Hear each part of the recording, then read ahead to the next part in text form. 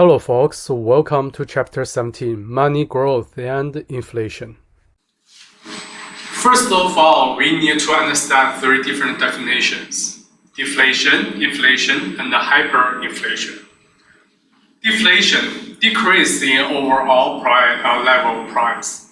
Average level prices in the United States economy was 23% lower in 1896 than in 1880. So that during that period, that was deflation.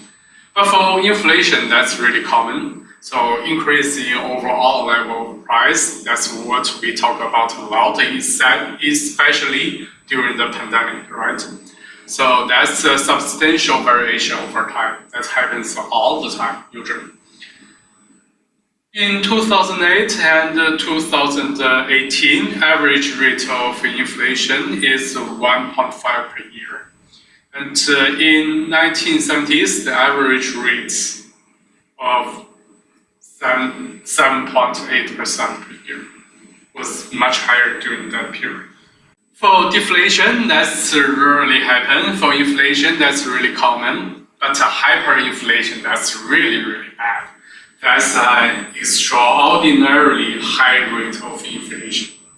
Of course, we do not want that. And remember, how do we calculate inflation?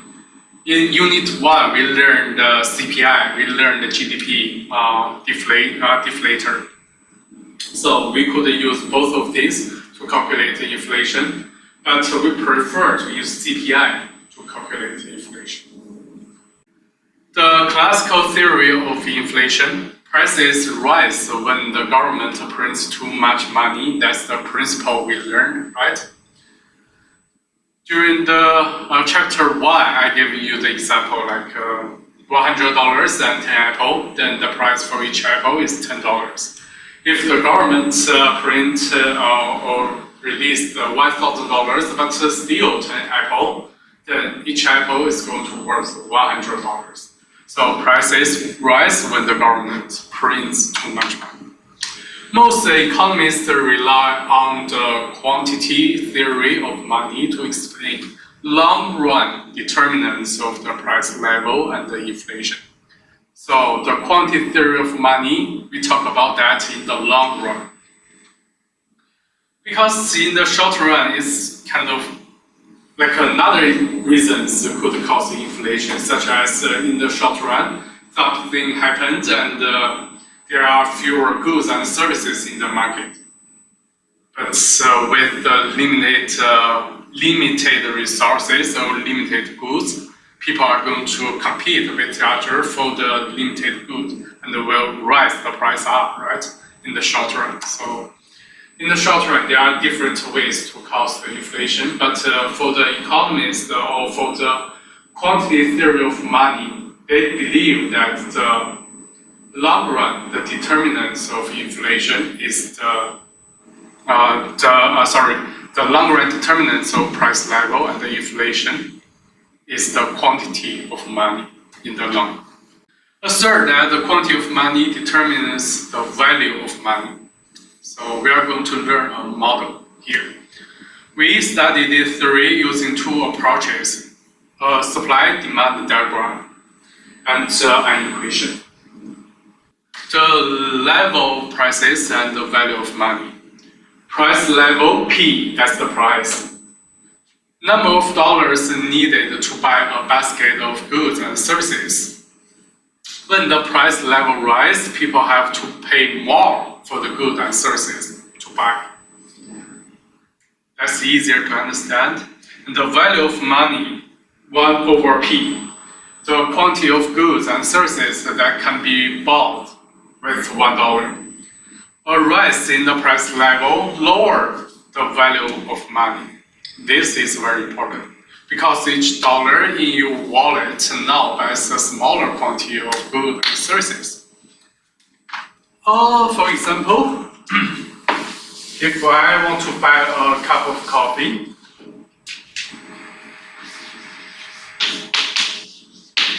what if the price equals to $4? That's the price level, right? And for the for the value of money. Value of money is the quantity of goods and services that can be bought with $1, right? So with $1, the money of value, $1 I can buy a quarter of a cup of coffee. So $1 equals to 1/4 of a cup of coffee. This one is the price level, and this one is the value of money. What if the price increased from $4 to $5 increased? Then the value of money is still 1/p, and with $1 again, same amount of dollar, I can only buy 1/5 amount of cup of coffee. So we can see that when the price level increased, then the value of money decreased from a quarter to 1/5. A rise in the price level from $4 to $5, and that will lower the value of money. Because just with the same amount of money, $1, before I could buy a quarter of coffee. But right now, only 1/5 amount of a cup of coffee. So the value of money decreased. Inflation drives up prices and drives down the value of money because they are reciprocal. So one increase, of course, the other will decrease. Money supply. Money supply in the real world. Remember what we learned from last chapter? It's determined by the Fed government, the monetary policy. Its crowding is decided by the banking system. If the bank wants to loan more money outside, the money multiplier will be huge, and then create a huge amount of money, which means the money supply will go up. And the consumers or households can also decide the money supply. For savers, if they want to save more money, deposit more money in the bank system, then the banking system have more deposit, could create more money. But if a household want to hold this amount of money in their own hands, then fewer deposit in the banking system, which means the fewer money supply. So in the real world, all these three parts will decide the money supply. But in this model, we have some assumption. Remember in chapter 1, we said that every model has some assumptions. The assumptions just want us to understand the questions easier, make us easier to understand the question or the model.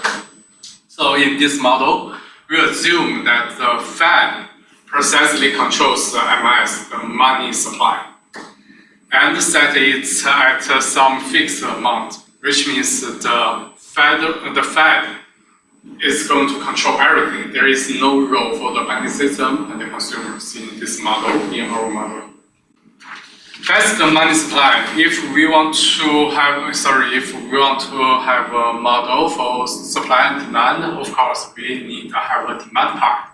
So in this market, the money demand is how much wealth people want to hold in liquid form.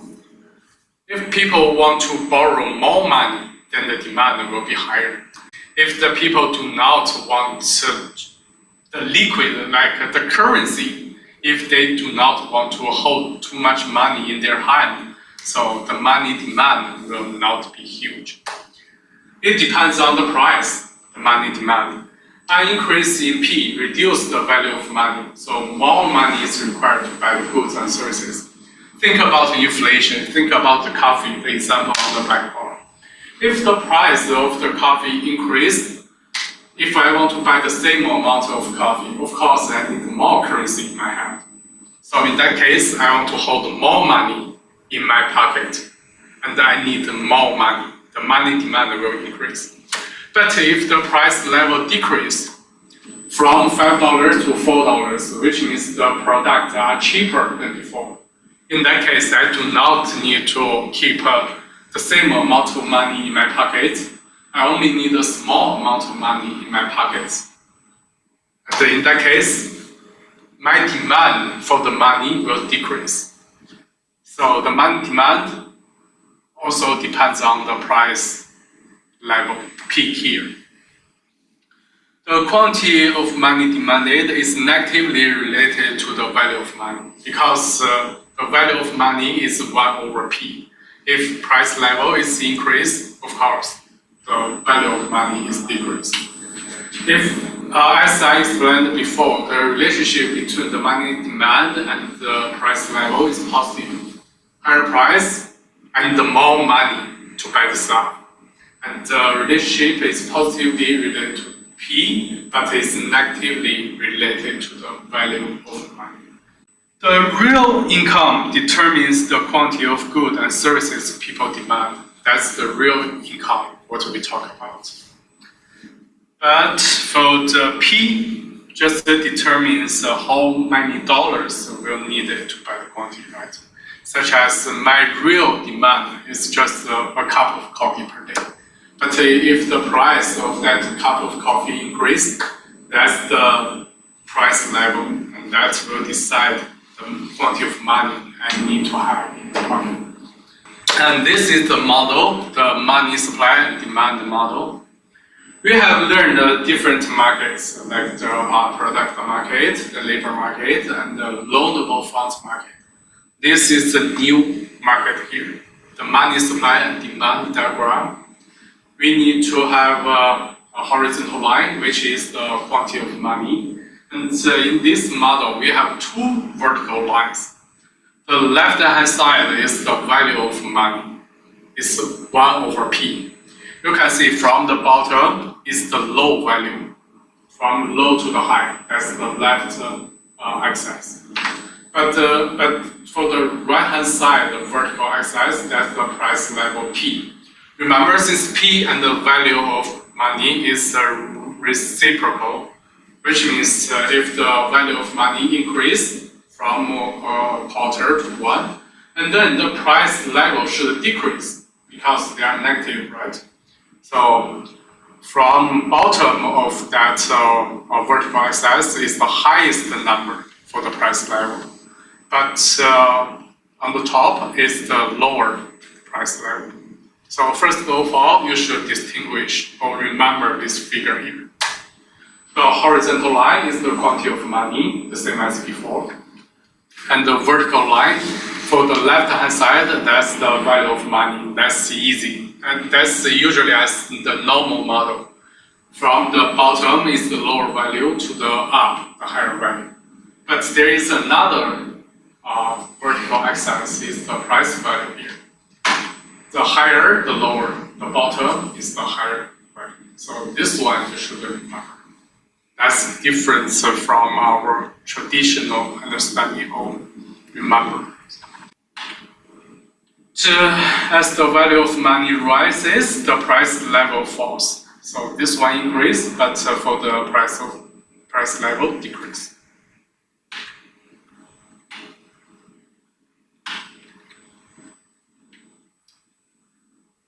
When we have the model, we have the market, we should have the supply curve and demand curve. In this case, the supply curve is the money supply. The money supply, according to our assumption, the Fed is the only role to control the money supply. So in this case, the Fed sets money supply at some fixed value regardless of P, which means for consumers, they are going to compare or think about the price and think about how much money I need to hold in my pocket.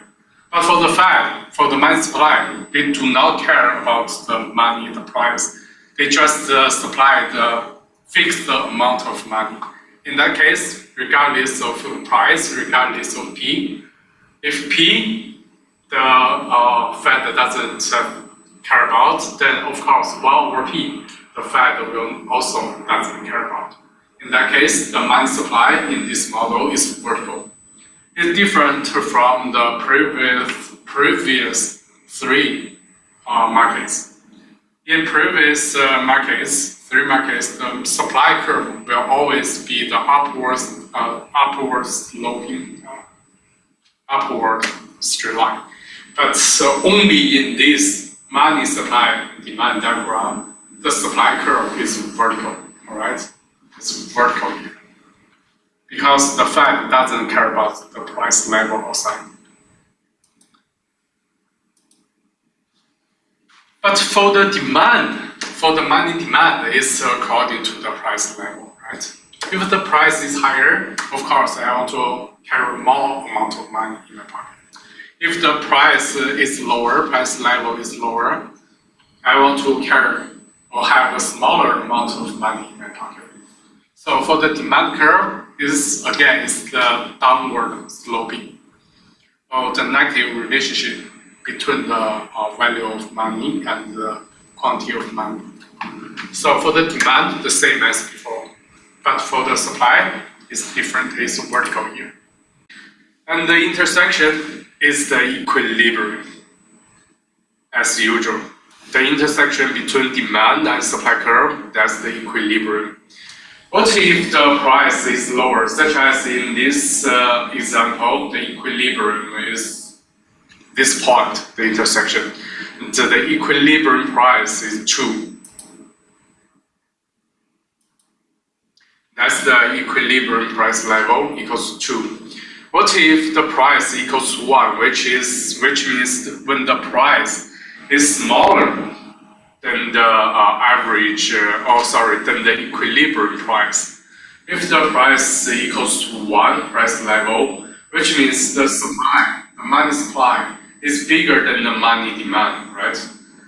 When this happens, that means supply bigger than demand, that's a surplus. When surplus happens, the money supply is higher than people need it, which means the value of money is not that much because the Fed supply too much. In that case, the value of money is going to decrease until the equilibrium point.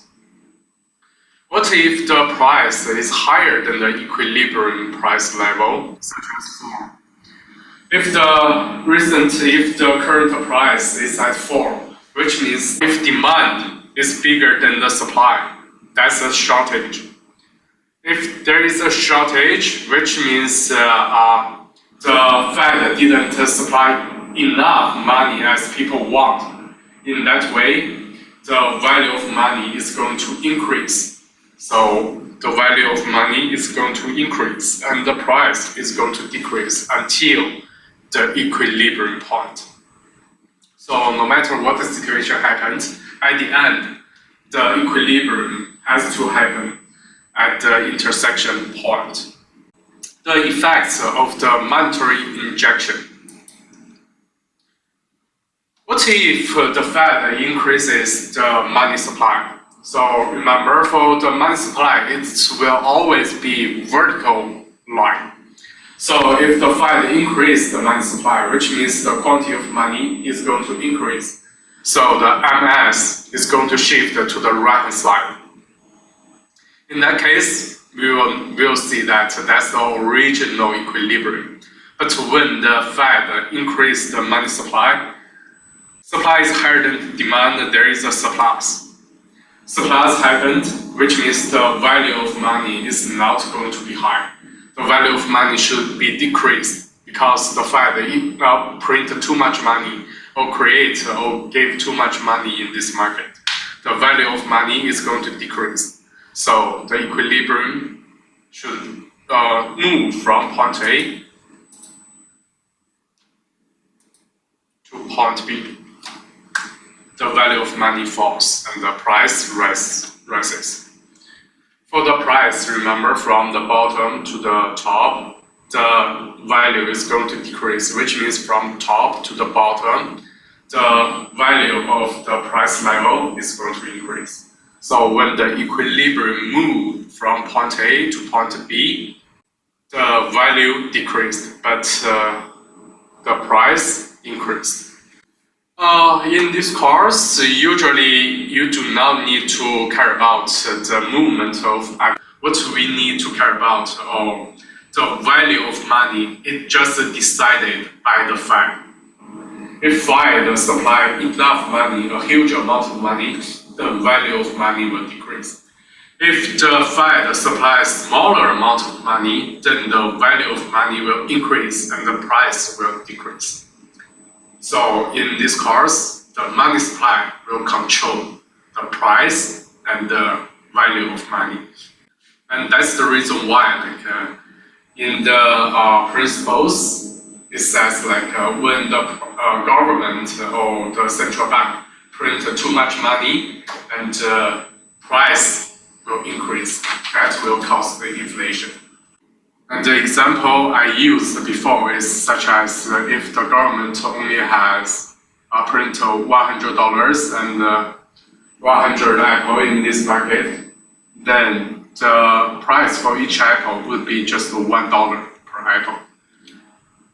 But if the productivity of real GDP doesn't change, still 100 apples in this market, but the government or central bank print or create $1,000. In that case, the price for each apple will be $10. So the money supply will decide the price level, in this course at least. Alright? Again, increase in money supply causes P to rise. Why? At the initial P, the equilibrium, an increase in money supply causes excess supply of money. That's the surplus, right? The supply is bigger than the demand, surplus happen. People get rid of their excess money. Maybe they want to spend it on goods and services or buy loans to eat to others who spend it. The result is increased demand for goods and services, but the supply of goods doesn't increase. If in the short run, the productivity will not change. Even though people want more stuff, but with the limited resources, we already have the maximum combination of product or good or service we can produce.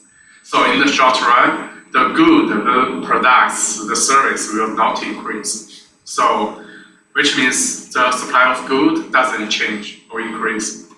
So the price must rise. So the quantity of money demanded increases because people are using more dollars for every transaction. Alright, that's the explanation why more money supply and the price will be higher. The quantity theory of money. Quantity theory of money is a theory asserting that the quantity of money available determines the price level. As we explained before, the quantity of money decided by the Fed. So the Fed is the only role to control the price level. If the Fed print too much money, the price level go up. If the Fed prints fewer money than before, then the price level decreases.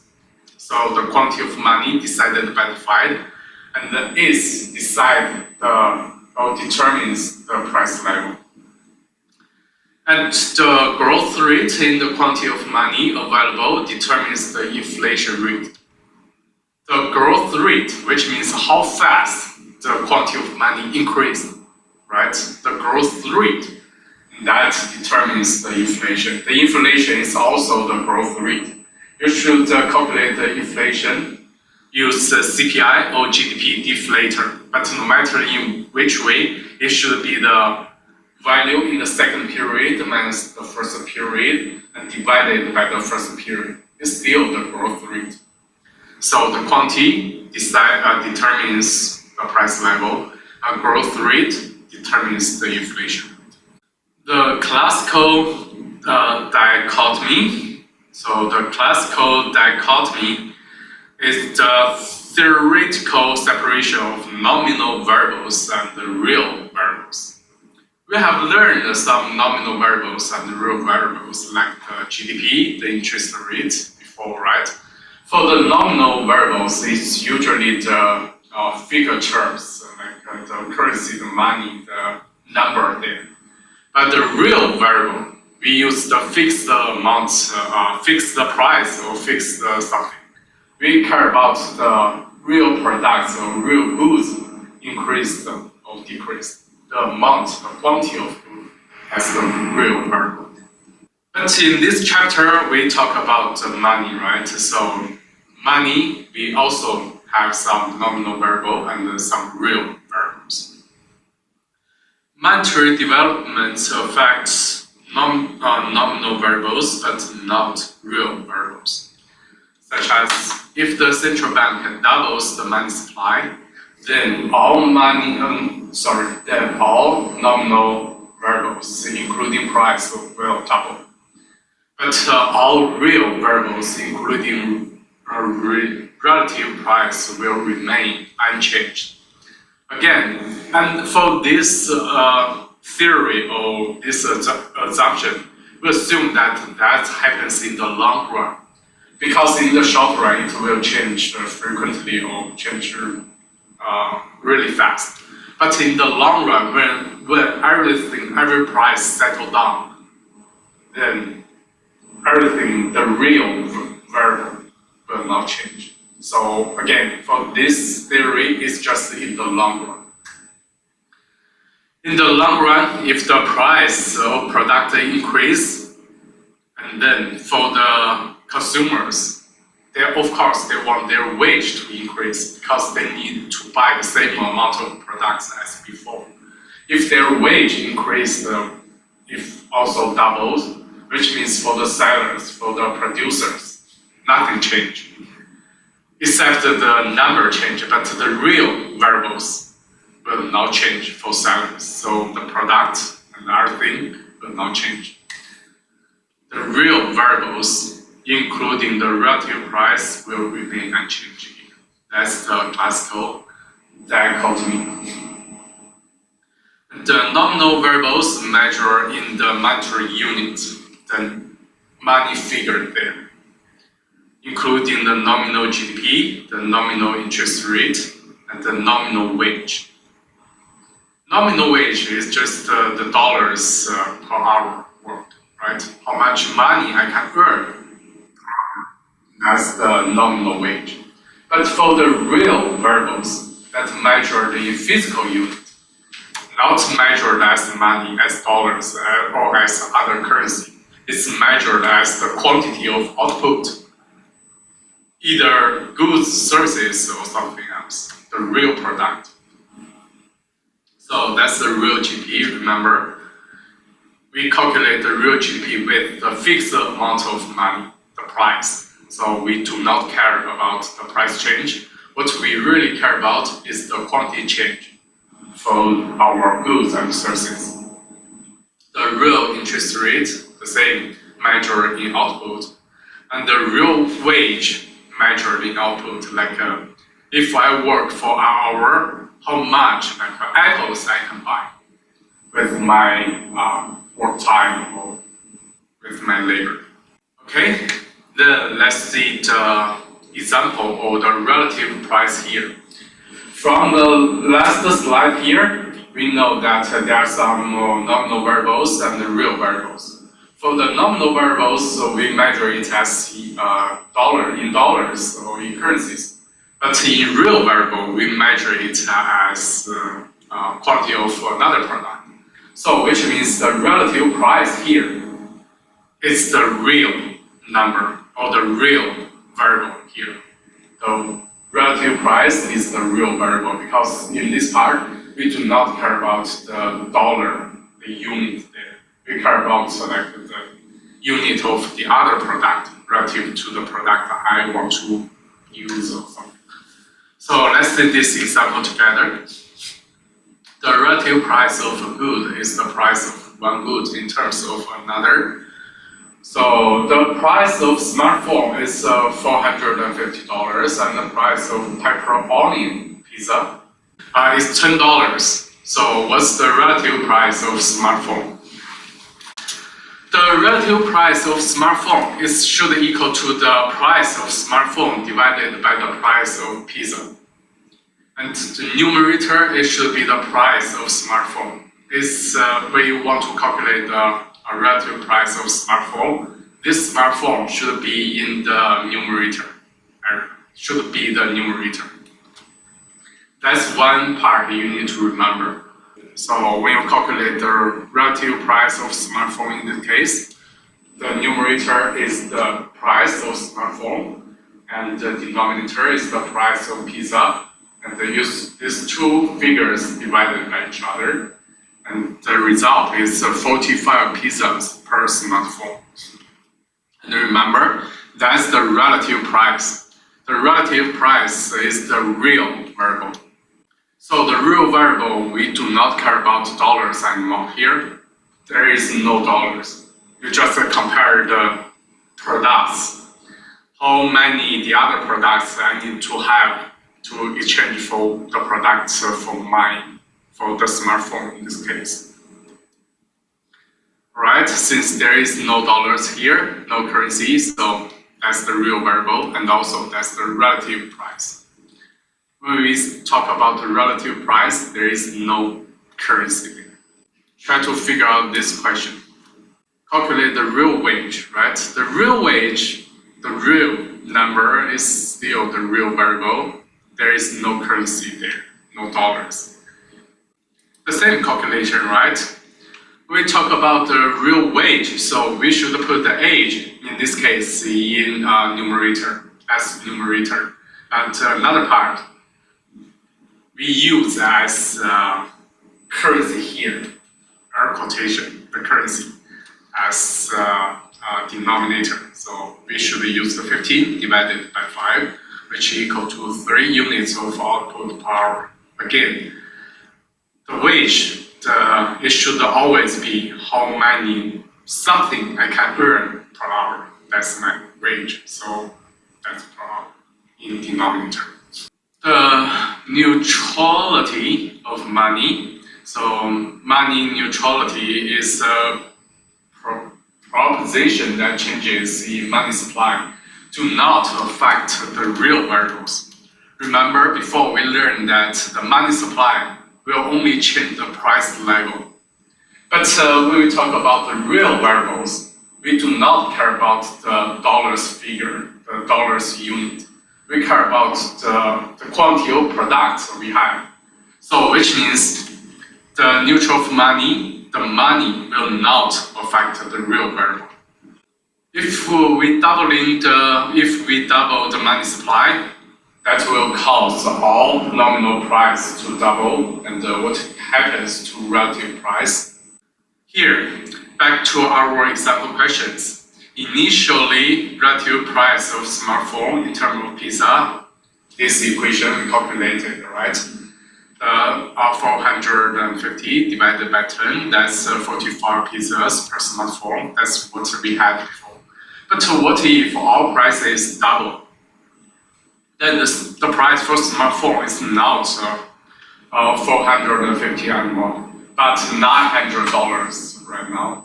But we also should double the price for the pizza from $10 to $20. And when we calculate the real price, it's still 900 divided by 20, 45 pizzas per smartphone. So we can get it. The relative price is unchanged. Remember, the relative price is the real variable. So which means the neutrality of money will not affect the real variable. So the relative price is the real variable, so it's unchanged, no matter the money supply double. Most economists believe the classical dichotomy and the neutrality of money describe the economy in the long run.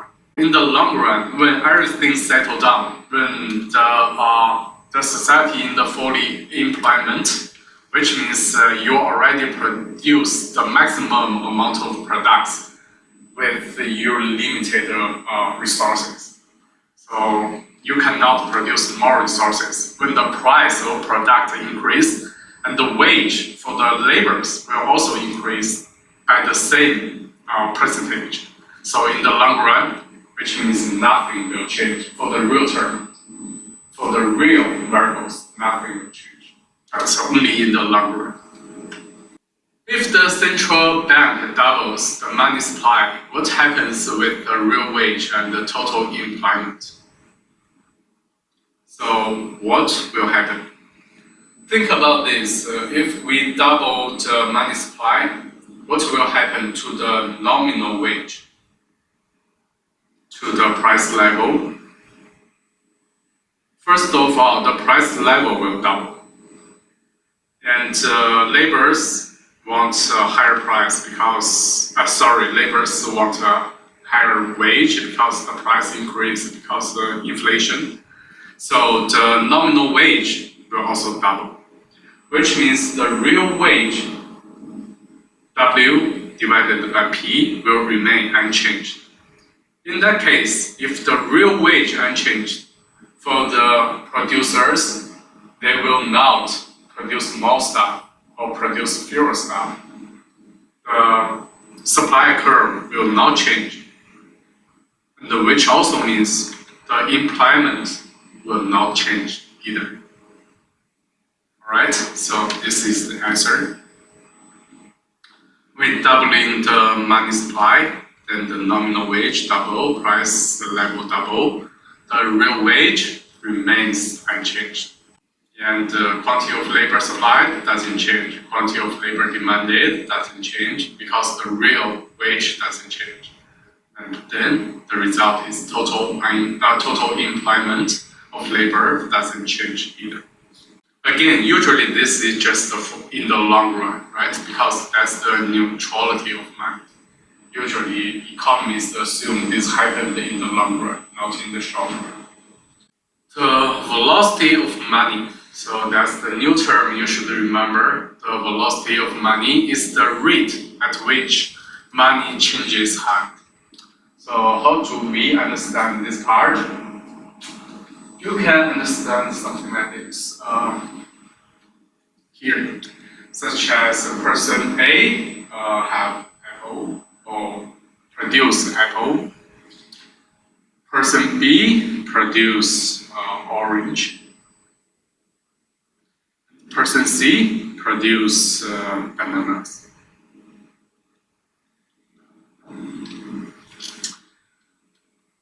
At this moment, person A wants to buy some oranges from person B. So person A is going to give person B $1 to get $1 value of orange from person B. And person B has this $1 right now.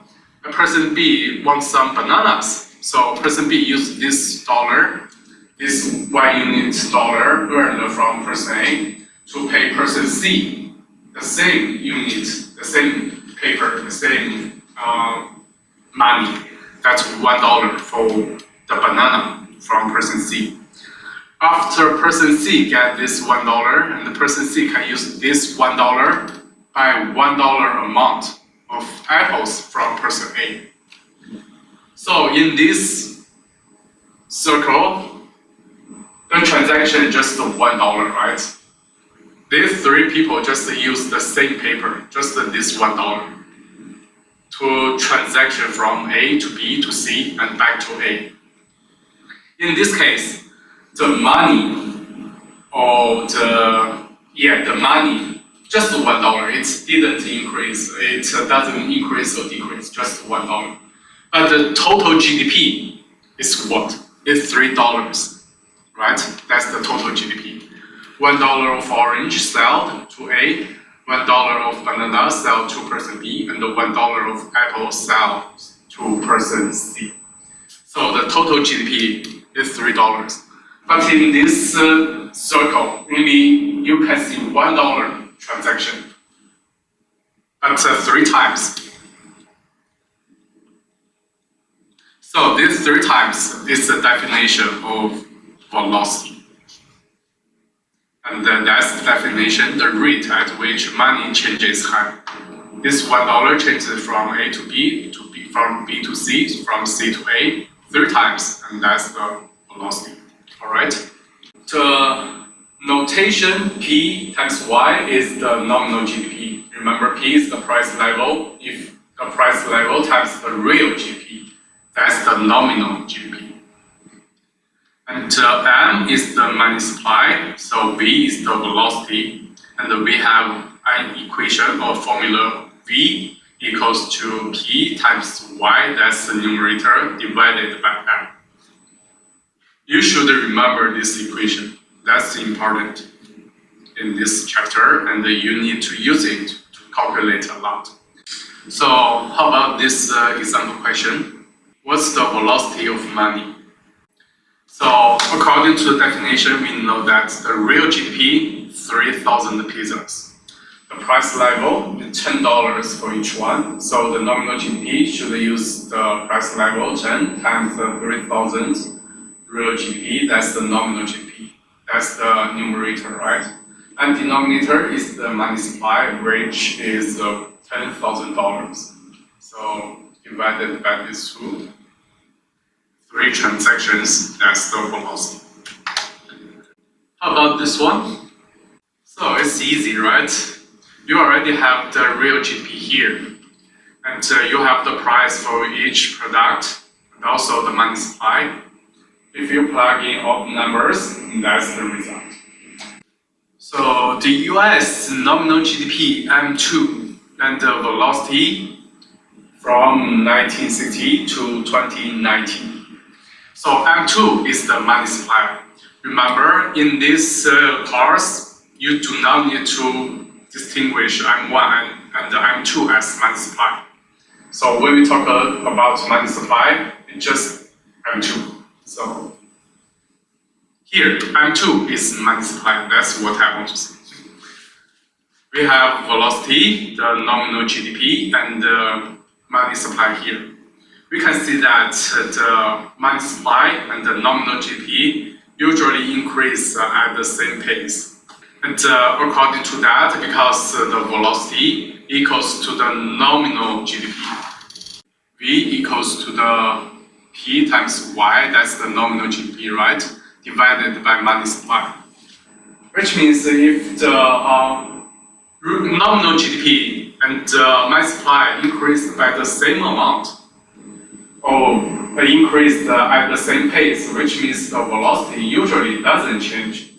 Or usually the velocity is constant almost, right? That's what we can get from this chart. To why the money supply will increase or nominal GDP will increase? Why they cannot just fix at the same amount? Why the government or the federal reserve system should print too much money year by year? Well, it's because the real GDP increased year by year over time, right? Because of the technological advance or some other things, we can improve our productivity over time. In that case, our real GDP increased. Although the price doesn't change, but the real GDP, the Y, increased over time. And in that case, our nominal GDP will still increase, no matter P change or not. So, in the reality, because of Y, the real GDP increased over time, so our nominal GDP increased over time. And in that way, if the Fed wants to stable the price level, which means the Fed should create or print some amount of money over time.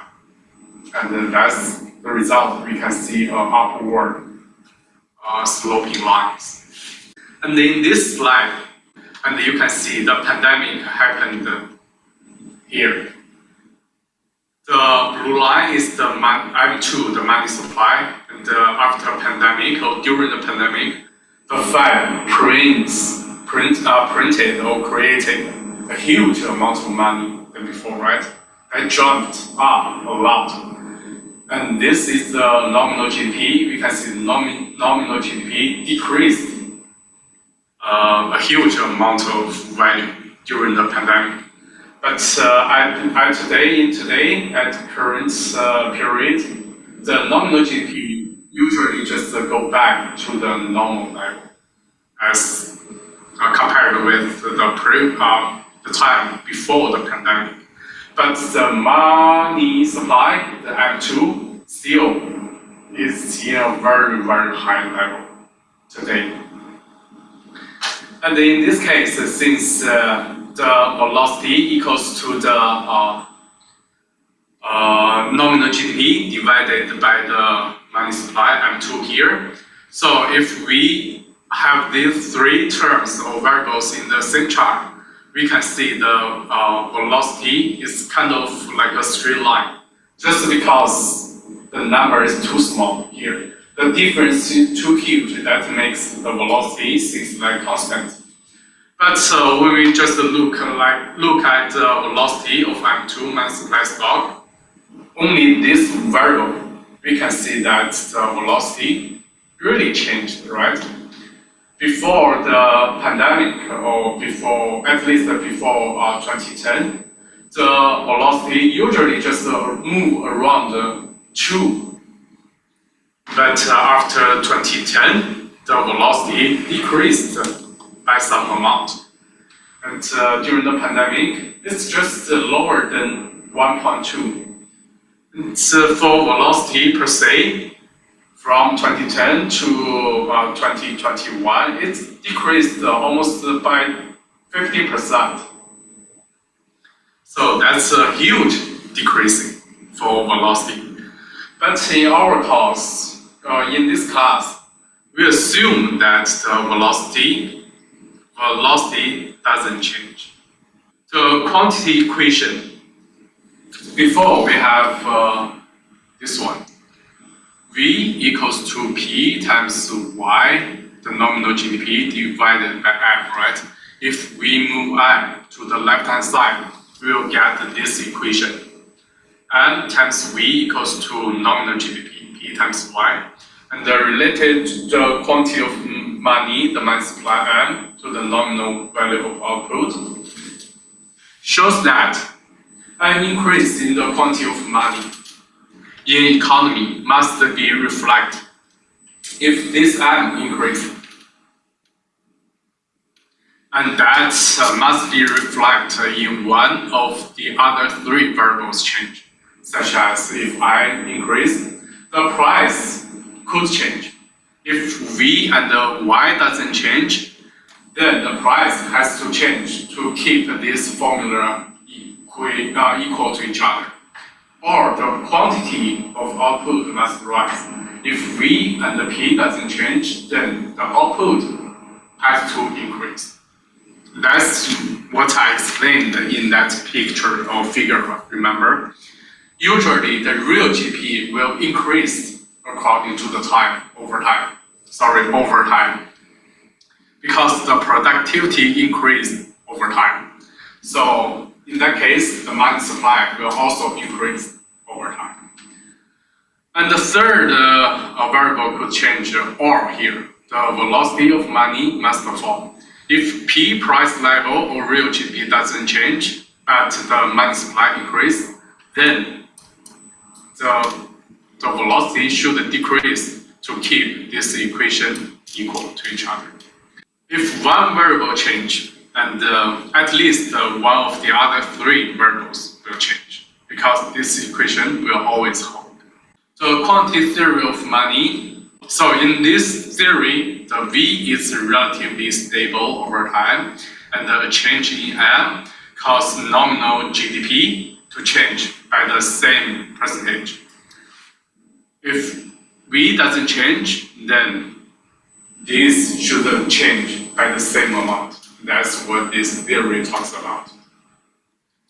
A change in M doesn't affect Y, and if Y doesn't change, then it has to be the change of P.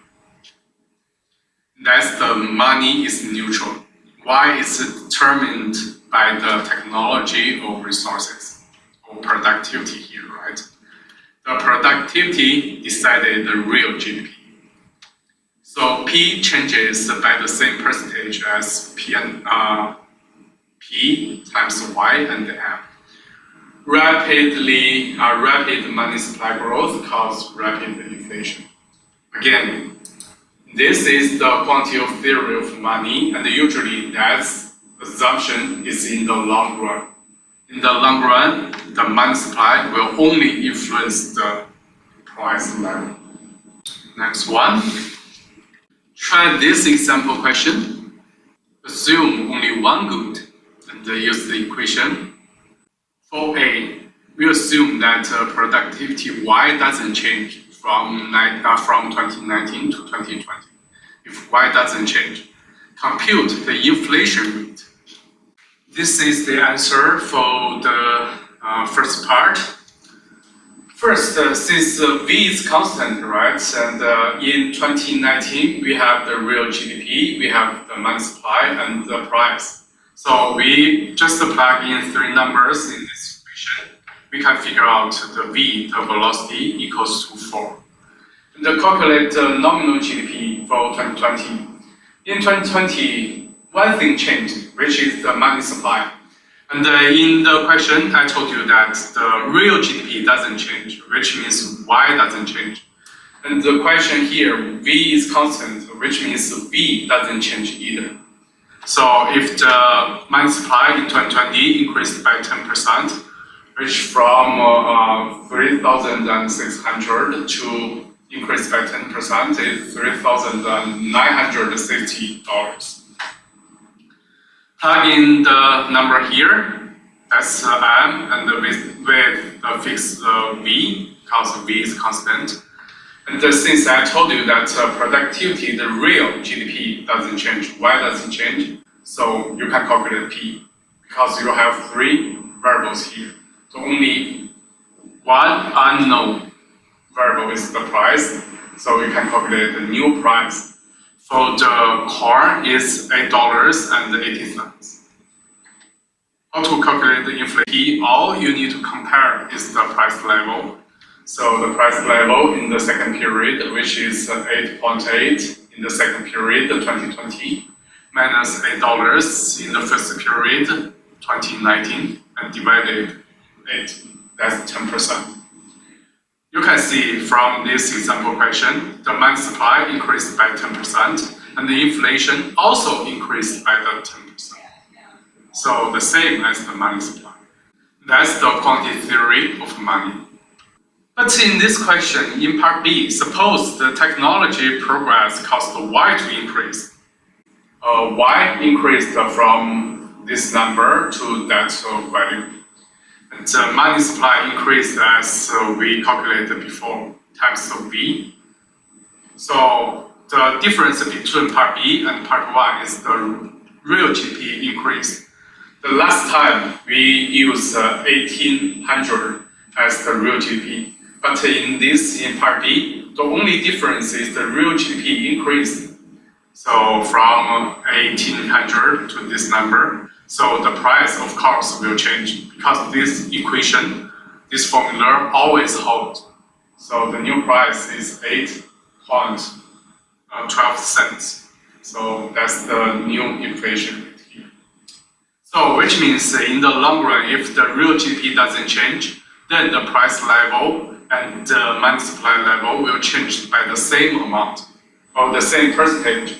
But if the real GDP changed, then the price level will not change as the same percentage as the money supply change. Next part is the inflation tax. The inflation tax, the tax as we learned before, it's just the revenue the government collect from the citizens, right? But the inflation is not the real money the government collect from the taxpayers. So the definition for the inflation tax is the revenue the government receives by creating money. It's kind of like an imaginary tax. And, but it's the same as the tax. When the government increases the tax for household, for taxpayers, some instance for them to change their behavior, right? If there is a higher tax, the household or taxpayers are going to change their behavior. And the same as here, when the when the inflation tax increase, and people's behavior will also change. The inflation tax is like a tax on everyone. who holds money, and when the government prints money, the price level rise, the dollars in your wallet are less value. And in that case, people will not hold as many amounts of money as before. In the US, the inflation tax today accounts for less than 3% of total revenue. So 3% is not that bad. When the tax revenue is not enough, which means when the government wants to spend more than its revenue, then the tax it can collect from the taxpayers. In that scenario, the government may print money to pay for its spending, for its exercise spending. And then in that way, that will cause the hyperinflation. And that's what happens in Venezuela recently. Just because the government spent more than its revenue. So the solution for the Venezuela's government is to print too much money, and that caused the hyperinflation. And that's a huge tax, the inflation tax on the citizens in Venezuela. The Fisher effect. We have learned this definition in chapter 11, so let's review it. Principle of monetary neutrality, increasing the rate of money growth raises the rate of inflation but not affect any real variable, only nominal variable. Because the real interest rate equals to nominal interest rate minus the inflation rate. That's what we learned in chapter 11. So we get that the nominal interest rate equals to the real interest rate plus the inflation rate. Just change the position of these two variables. The Fisher effect, one-for-one adjustment of nominal interest rate to inflation rate when the Fed increases the rate of money growth, the long run. So again, it should be the long run, all right? When everything settles down, all the prices change in the long run. And then the higher inflation rate and a higher nominal interest rate. No real variable change, but the nominal variable. Nominal variable, including the nominal interest rate, and the inflation is also the nominal variable. That's the Fisher effect.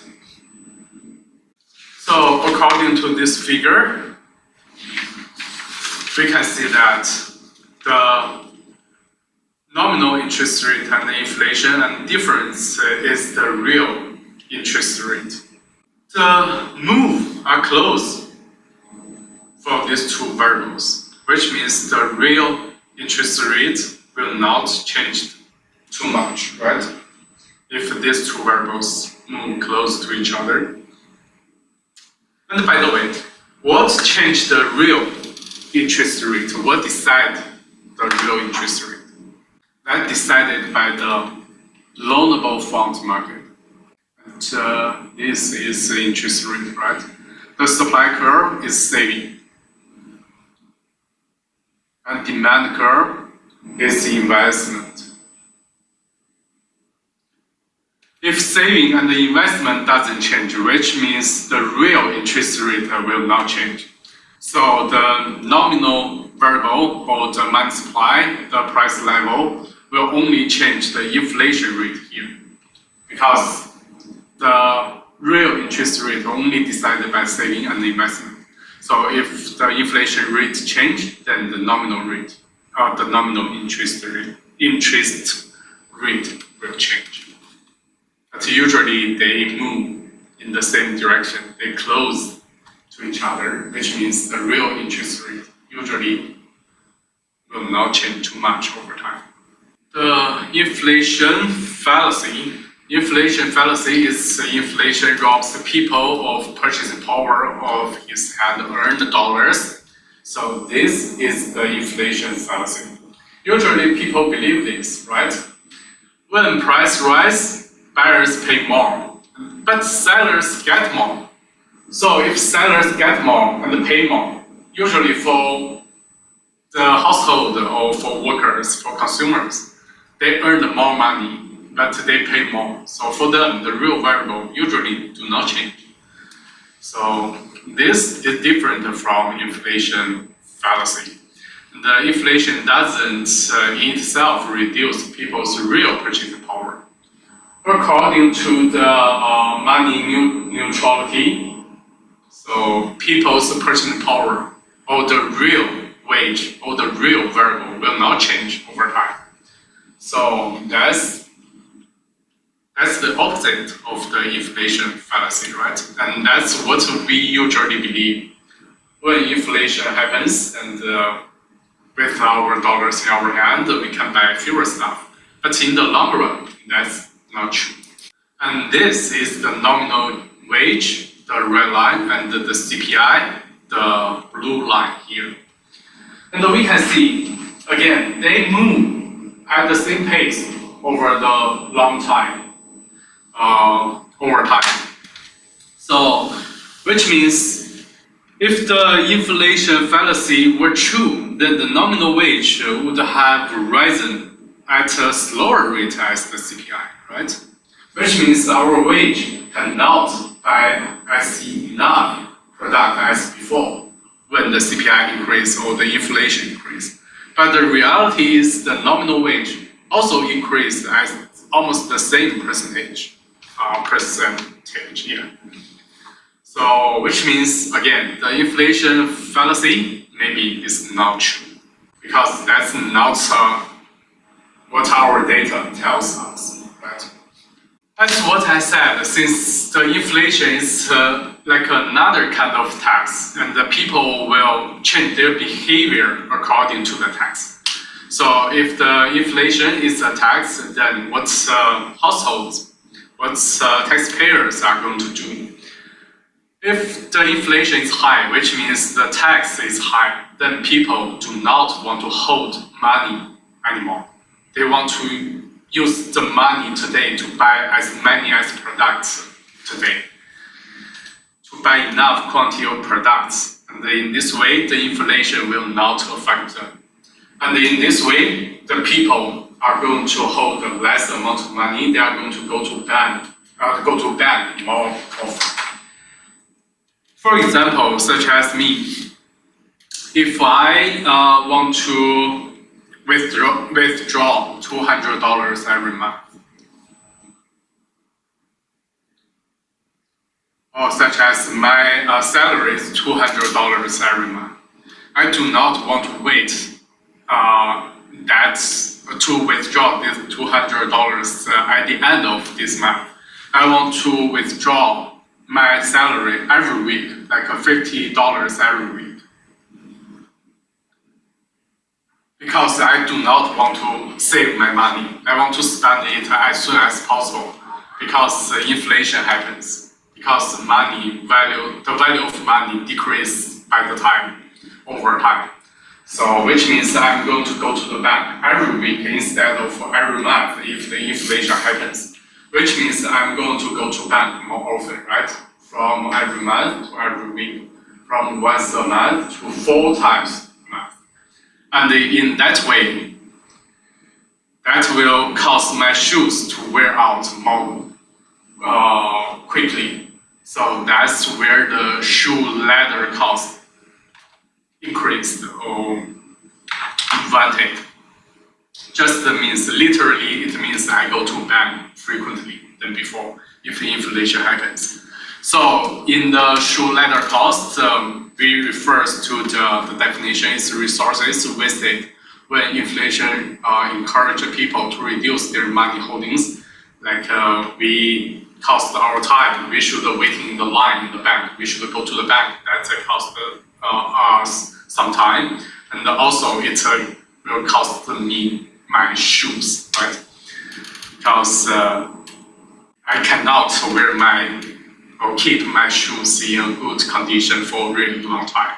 I use it a lot, so it will wear out more quickly. So that's the literally definition.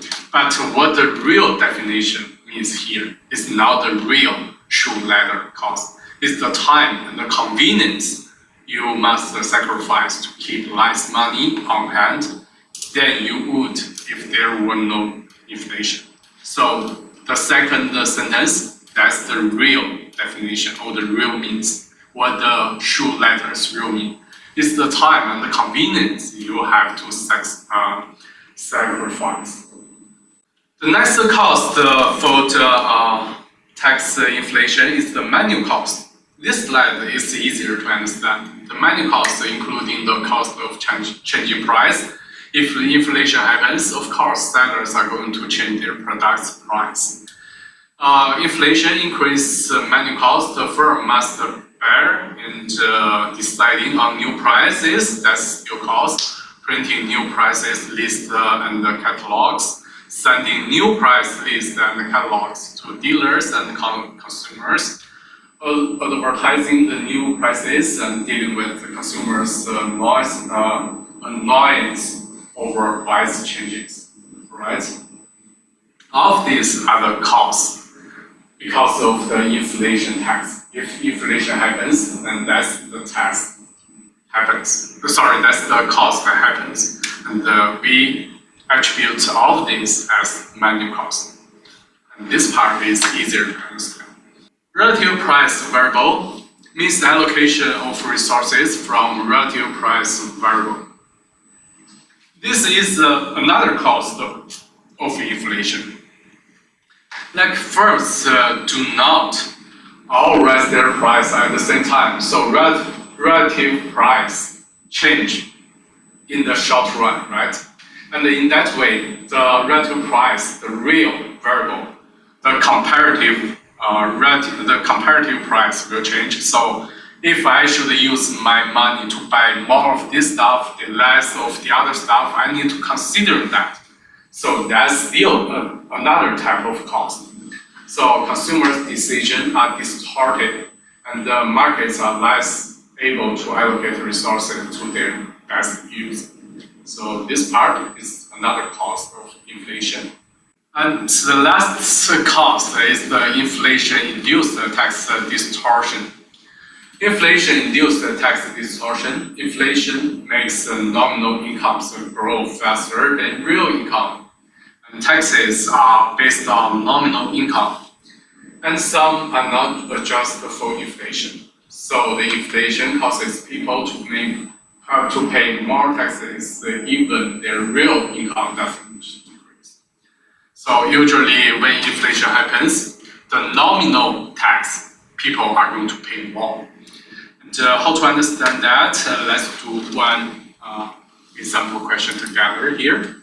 So for example, if you deposit $1,000 in the bank for 1 year, the inflation rate is 0, nominal, case 1, the nominal interest rate 10%. Case 2, inflation 10% and the nominal interest rate 20%. In which case does the real value of your deposit grow? Remember, the real value is the real interest rate. That's the real value. So for part 1 is the real interest rate. Interest rate equals to a nominal interest rate minus the inflation. So for part 1, that's really easy. In case 1, the nominal 10% minus 0%, that's equal to 10%. For case 2, the nominal interest rate is 20% and the minus 10% of inflation rate, the result is 10%. That's the result in part A. So inflation rates nominal interest rate, but not a real interest rate, because the real number doesn't change, 10%. That's for part 1. And for part 2, assume, here we go, we have some tax rate here. That's what we learned in this chapter, not chapter 11 anymore. So assume the tax rate is 12%. And in which case do you pay most taxes? Well, in this case, what's your revenue from your deposit of $1,000? In case 1, the nominal interest rate or your revenue or profit, that's the interest. in first case is $1,000 times 10%, right? That's your revenue, which is equal to $100. And the tax rate is 25%. So you should times 25%, and you should pay $25 as the tax. That's the tax in case 1. And how about in case 2? The interest in case 2 equals to, again, still the same deposit, $1,000, but the nominal interest rate is 20% instead of 10. So you should times 20%. That's your interest, $200. But with this revenue, this interest, you still need to pay 25% to the government or to the as an inflation tax. So that's the tax. Sorry, that's the tax. That's the real tax, not the inflation tax. That's the tax you should pay to the government from your revenue, from your $200, and this equals to $50. And that's the tax for case 2. So in which case do you pay the most taxes? Of course, it's case 2, right? In case 2, you should pay 50, so which means inflation increases the savers' tax burdens. That's the conclusion from part B. If the inflation is higher, which means you should pay more tax to the government. Compute the after-tax nominal interest rate, then subtract inflation to get the after-tax real interest rate for both cases.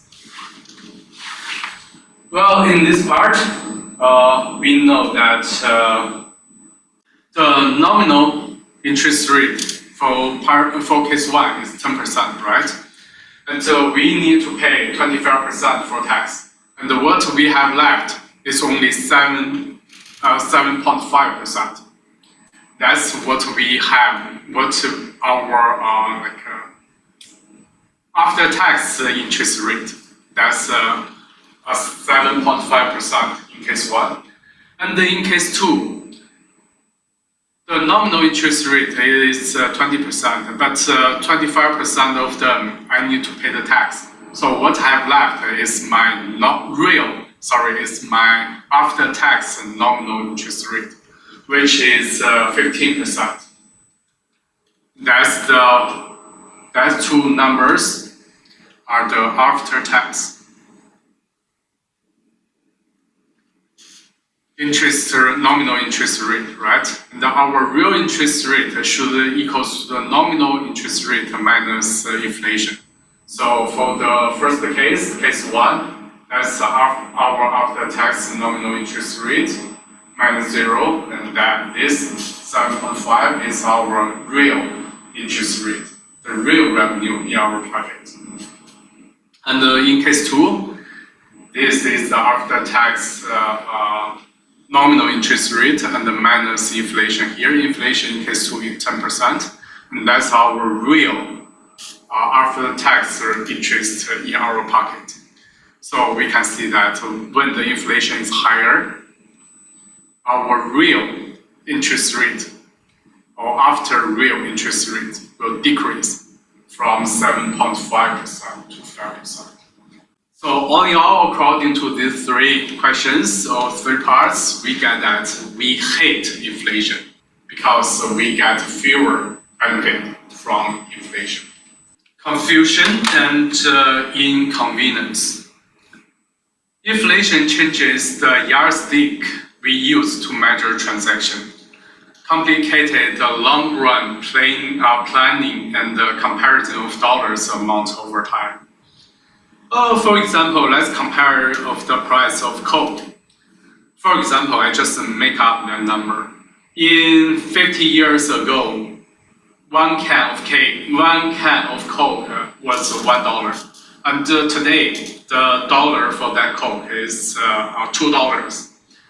Because of inflation, I have no idea the real price or relative price, which one is higher and which one is cheaper or more expensive, right? So it's really hard for us to compare the real price or the relative price. It's also really hard for us to allocate our resources for different stuff. We want to use our money or our resources to buy the cheaper stuff, but because of inflation, we cannot, or it's harder for us to know which one is cheaper and which one is more expensive than before. So it's difficult to judge the cost of confusion and the inconvenience that arise from inflation. This one is still a cost of inflation. Another cost or disadvantage is the arbitrary redistribution of wealth. That's because of unexpected inflation that will redistribute wealth among population. This redistribution is not by merit or not by need, what people needed, but it will redistribute wealth among debtors and creditors. For example, if I have $100, I want to lend it to other person and I want to get some revenues from this $100, such as I expect the inflation is 3%. Expected inflation equals to 3%. And in that case, I want to earn money, right? So of course, my interest rate should be higher than 3%. For example, if my interest rate, this is inflation, and this is the interest rate I'm going to charge. Interest rate equal to 5%. So, which means if I expect the inflation is 3%, and I want to earn 2% as the real interest rate, right? So that's the revenue I want to get in the future in 1 year. But what if the real inflation is 10% instead of 3%? Which means my wealth is going to decrease, right? That is my nominal interest rate. And the real inflation is 10%, which means my real interest rate is negative 5%. So, which means my money, my wealth decreased as a creditor. But for debtors, they borrow money and they pay less amount of wealth back to me, which means the wealth for them is going to increase, right? So, which means the inflation, the unexpected inflation, will redistribute the wealth among debtors and creditors. And what the result of that is the higher than expected, higher than expected inflation, and that's good for debtors.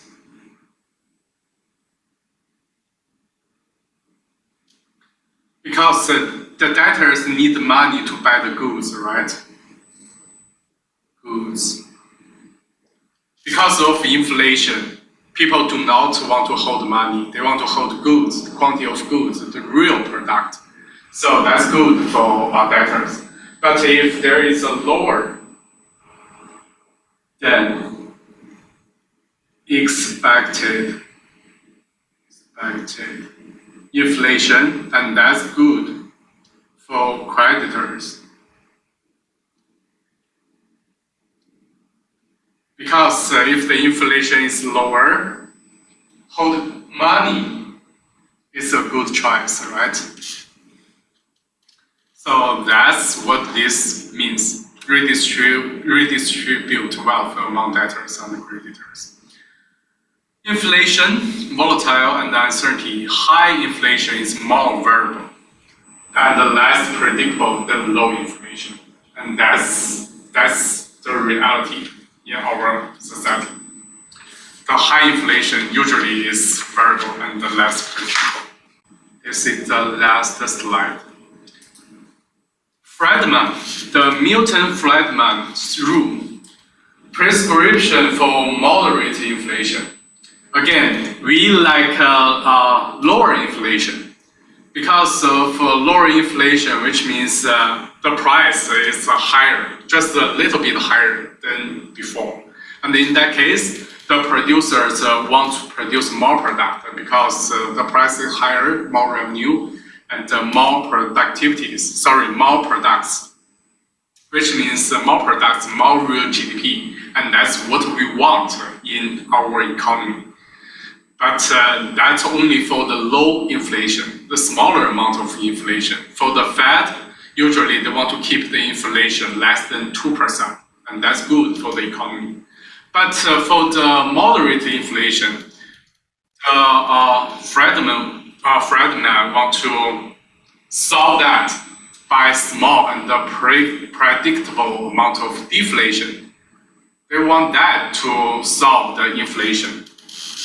Well, the results or the answer is not that good. Because in practice, deflation is rarely steady and predictable, which means deflation is worse than moderate inflation. Because for deflation, the price is getting lower, which means the opposite to the low inflation. If the price is low, which means for the producers, they do not want to produce as many as products as before. Because price is low, the revenue is getting lower. They have fewer incentive to produce more products. And in that case, the economy will decrease. So we hate deflation more than moderate inflation. And the deflation is very steady and predictable. Another bad thing about deflation is redistribution of wealth away from debtors. Remember, inflation is good for debtors because debtors need money for goods. But deflation is bad for the debtors, and usually debtors are poor. That's the reason they need to borrow money. But the deflation redistributes the wealth away from debtors, which means make poor people get poor. So that's another bad thing about deflation. But that's another cause for deflation is still the manual cost, right? If deflation happens, still the same reason for manual cost will again happens. And that's still another bad thing. The last thing is the deflation often arises from broader macroeconomics difficulties. So usually that's a big problem for macroeconomics. And, we do not like that, but it happened in the United States. I think that's all the materials I want to mention in this chapter 17.